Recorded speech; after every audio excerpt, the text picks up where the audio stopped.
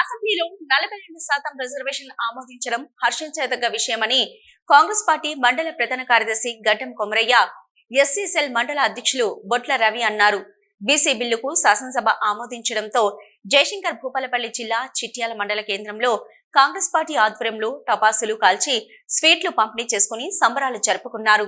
ఈ సందర్భంగా వారు మాట్లాడుతూ రాష్ట్ర ప్రభుత్వం ప్రవేశపెట్టిన వెనుకబడిన తరగతులకు గ్రామీణ, పట్టణ, స్థానిక సంస్థల్లో నియామకాలు, విద్యా ఉద్యోగాల్లో రిజర్వేషన్, మహిళలకు చట్టసభలో తగిన వాటా కావాలనే డిమాండ్లతో బిల్లు ఆమోదించడం హర్షణీయమని, ఈ బిల్లు ఆమోదం తదుపరి అమలు కోసం ఢిల్లీ కేంద్రంగా జరిగే పోరాటంలో అన్ని వర్గాల రాజకీయ పార్టీలు కలిసి రావాలని వారు కోరారు.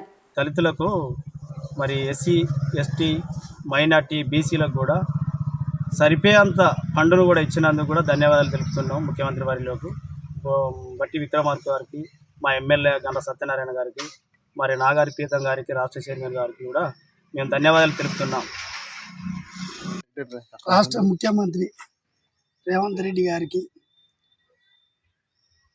మా నాగరి ప్రియతము రాష్ట్ర ఎస్ఎస్ఎల్ చైర్మన్ గారికి, బట్టి విక్రమార్క గారికి, సిద్దిల శ్రీధర్ బాబు గారికి, మా గండ్ర సత్యనారాయణరావు గారికి, ఎమ్మెల్యే గండ్ర సత్యనారాయణరావు గారికి ఎస్సీ, ఎస్టీ, బీసీల తరఫున ధన్యవాదాలు తెలుపుతూ, ఎన్నడూ లేని విధంగా, ఏ ప్రభుత్వం చేయని విధంగా అన్ని వర్గాలకు మాకు బడ్జెట్ కేటాయించినందుకు వాళ్ళకు ధన్యవాదాలు తెలుపుతూ, ఇదే బీఆర్ఎస్ ప్రభుత్వంలో ఏ ఓట్ల కోసము, వాళ్ళ